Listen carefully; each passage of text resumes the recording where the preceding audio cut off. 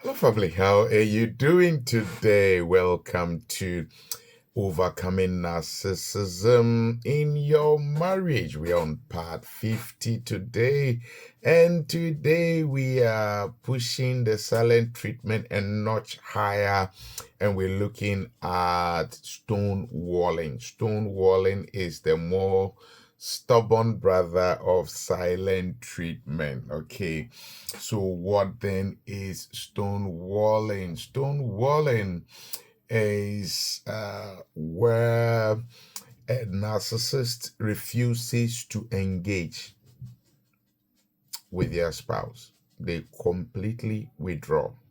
No communication, no response, no reaction.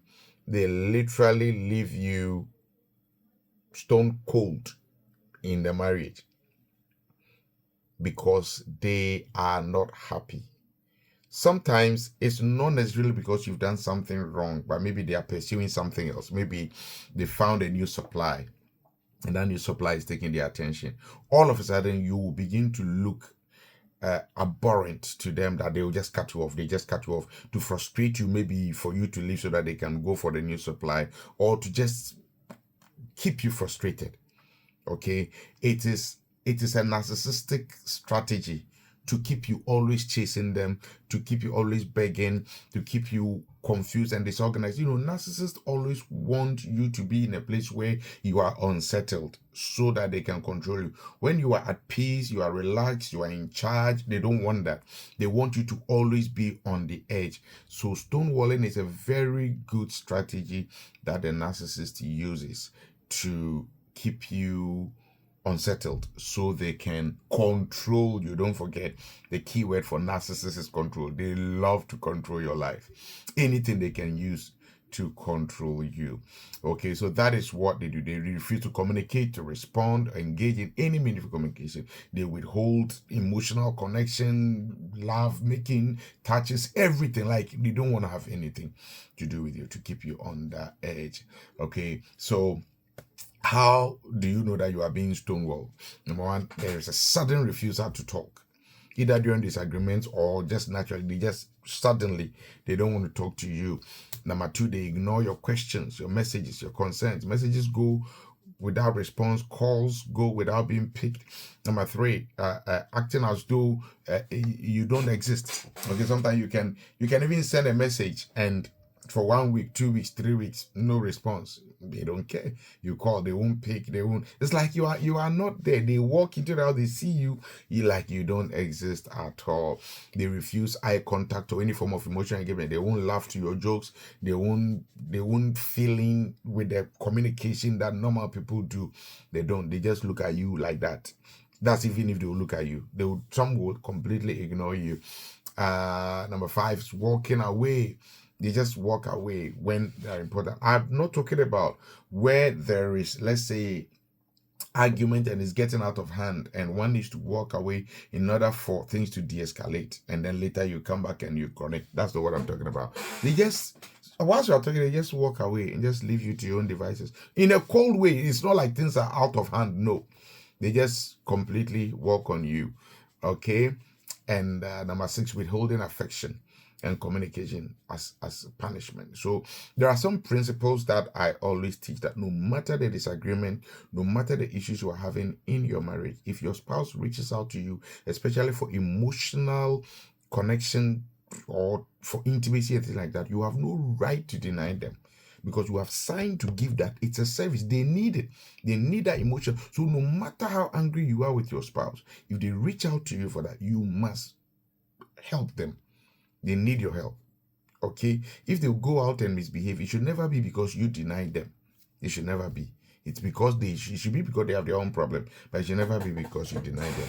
Okay? So try and don't be a stonewaller.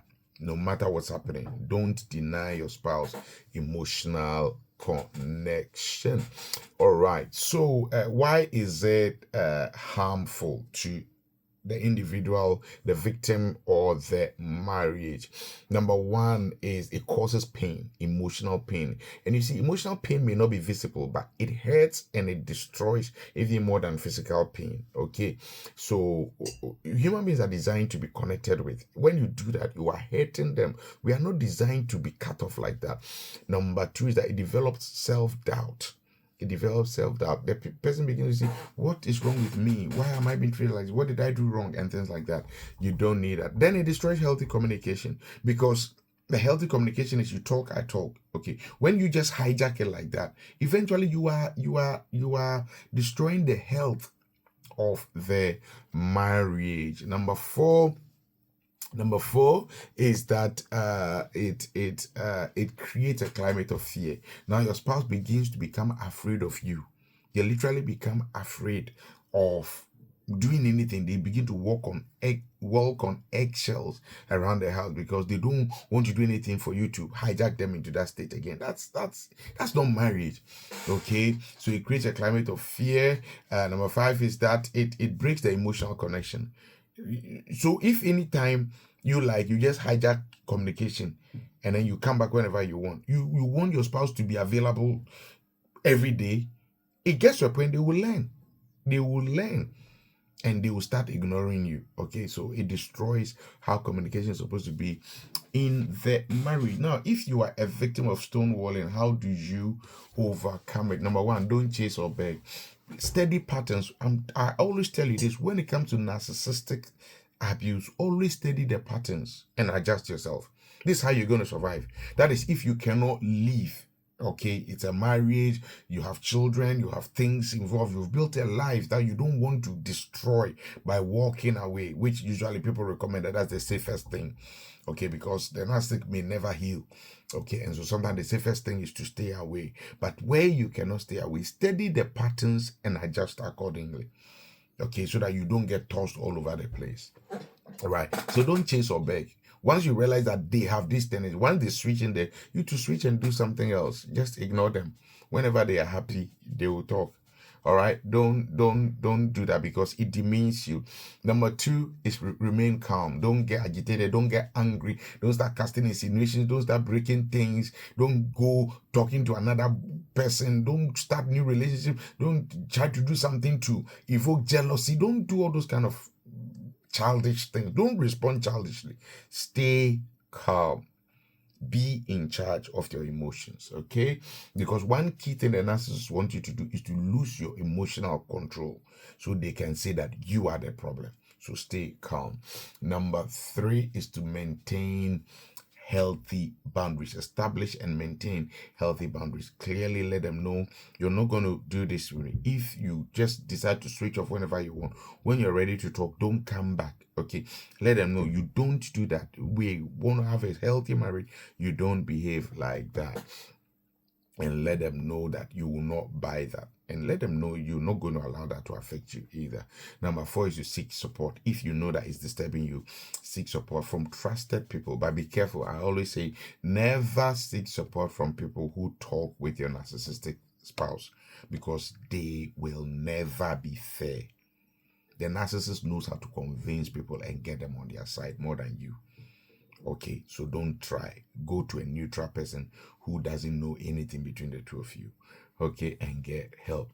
Or somebody who is well trained in narcissistic psychology. Okay, then also speak the truth in love. Don't allow your emotions to control how you communicate. Okay, always speak your concerns calmly, honestly, and respectfully. Proverbs 15:1 says that a soft answer turns away wrath. Okay, but grievous words stir up anger. So don't join in. Don't say because they did that, you're also going to get up and do all those things. Then it becomes too unstable people. You don't want that. Learn. Okay, learn. And you will have to remember that you deserve better. Build up standards that will not allow you to be tossed around like that. Don't allow your narcissistic partner to control and ruin your life with stonewalling. Okay, build a life that avoid, or that does not give them the power to treat you like that. You are God's precious child. You deserve better. I pray for you that God will give you the wisdom, the strength, and the tools to not fall victim and to be abused with this thing. God will help you. God bless you. Come your way again. Bye-bye.